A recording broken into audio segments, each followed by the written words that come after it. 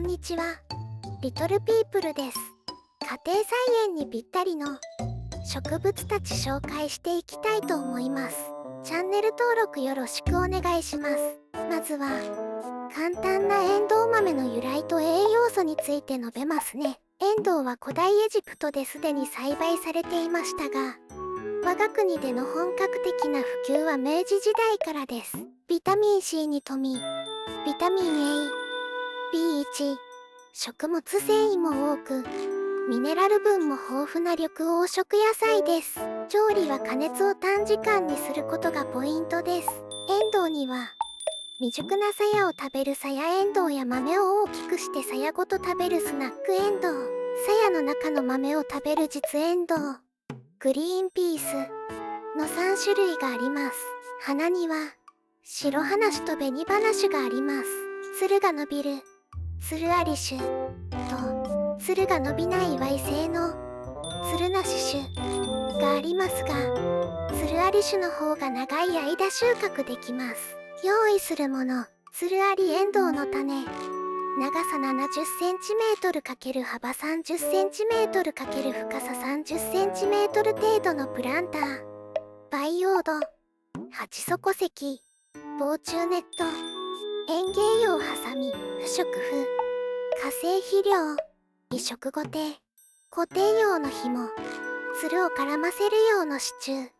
2メートル程度、3本、種まき、プランター栽培の場合、プランターは深さが 30cm 以上のものを選びましょう。1、低石用の軽石を入れ、土壌の準備で調整した培養土をプランターの8分目まで入れます。2、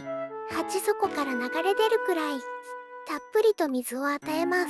3、株間を 15cm ほど開けて 2cm ほどの深さの穴を掘り、種を1箇所につき3、4粒ずつ、重ならないように少し間隔を空けて巻きます。4、覆土をして軽く鎮圧します。5、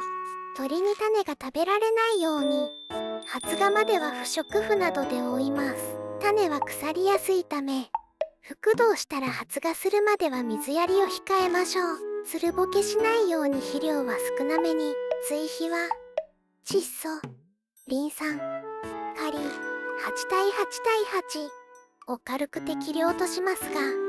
エンドウは肥料のやりすぎに注意しましょう。具体的には、プランター栽培で培養土にあらかじめ肥料が入っている場合は、元肥は与えずに副資材、ミネラル剤、アシスト剤のみを与えます。プランターに鉢底石を敷いた後、蒸気で用意した培養土を入れ、表面を平らにします。15cm 間隔で3箇所、深さ 2cm ほどの植え穴を開けます。その穴に種を3から4粒ずつまきます。水は控えめに与え、間引きをせずに育てます。種まきから本葉が開くまでは鳥類に狙われやすいので、防虫ネットや不織布をかぶせておくか、目の届くところに置いておきましょう。ネットは、本葉が出たら外します。エンドウ豆栽培のポイントは次の通りです。エンドウは冷涼を好み、15から20度 C が生育の適温です。低温に強く、幼苗は4、7度 C の低温に耐えます。低温に当たることで花芽の分化が進むことから、秋巻き春取り栽培が一般的ですが、株が大きくなると耐寒性が失われてきますので早巻きは避けましょう。酸性土壌に特に弱いので、必ず苦土石灰を施して土壌酸度を中和しておきます。畑の場合は、連作を大変嫌いますので、少なくとも3から4年以上エンドウを栽培していない場所を選びます。過湿にも弱く、土壌水分の多いところでは、根腐れを起こし生育が悪くなりますので水はけに心がけましょう。地域の種まきの時期については、夏季を参考にしてください。中間地、福井県、関東甲信、東海、近畿、中国、九州北部、10月中旬から11月初頭、暖地、四国、九州南部、沖縄県、10月後半から11月中旬に種をまき、翌年の春か夏に収穫期を迎えます。高冷地、寒冷地、北海道、東北、新潟県、富山県、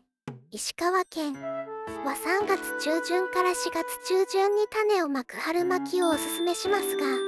秋冬巻きでも栽培可能です。追肥と土寄せ、植え付けから約1ヶ月後、化成肥料約 20G を株の周りにまきます。続いて2月下旬、3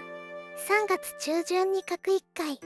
4月以降は収穫までに2から3週間に1回ずつ同量を追肥します。追肥後は、毎回、土と肥料を混ぜ合わせて株元に軽く土寄せします。冬越し、霜や風を避けるために不織布、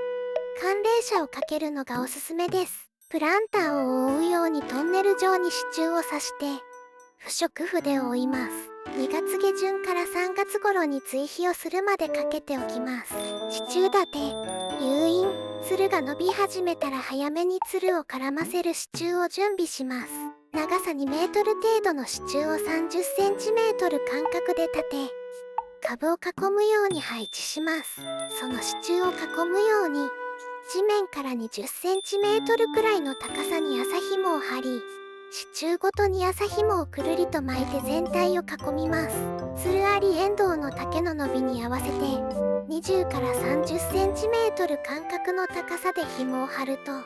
つるが絡みやすくなります。特に最初は、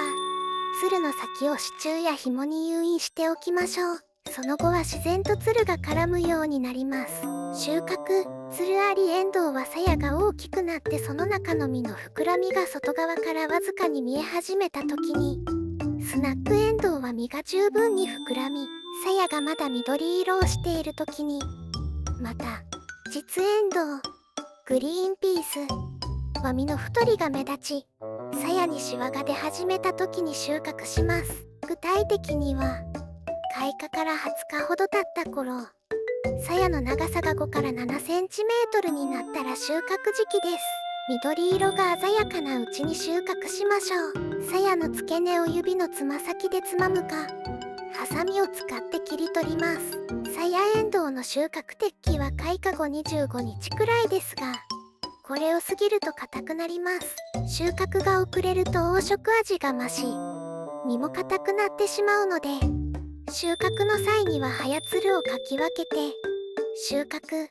のものを探して収穫します。注意したい病気と害虫、かかりやすい病気、うどんこ病、活斑病、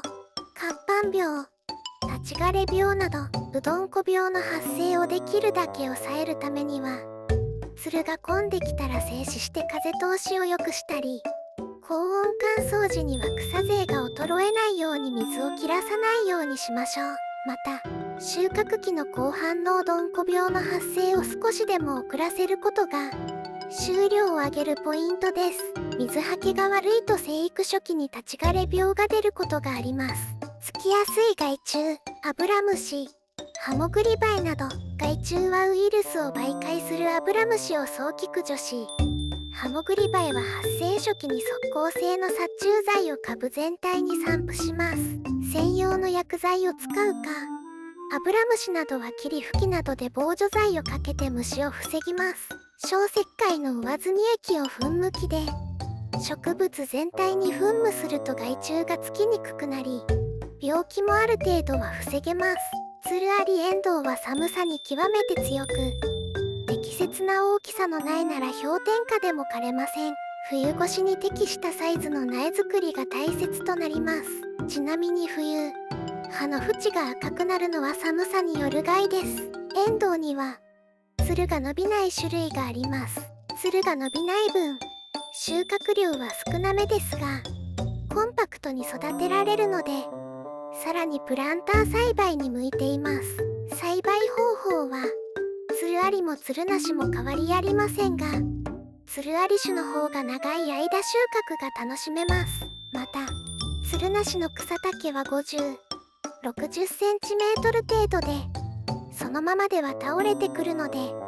短めの支柱で株を支えます。ある程度成長後の追肥のタイミング、花が咲き始めたタイミングで追肥をします。通常、マメ科の植物は共生している根粒菌の働きにより大気中の窒素をアンモニアに変換、窒素固定することで自身に窒素を供給することができるので、窒素成分がそれほど必要ありませんが、インゲンの場合は肥料をよく吸収して成長するため忘れずに与えてあげましょう。以上のように簡単に栽培できますので、プランター栽培、畑ともに家庭菜園のお供にいかがでしょうか。これからも植物栽培について情報発信していこうと思います。チャンネル登録もお願いします。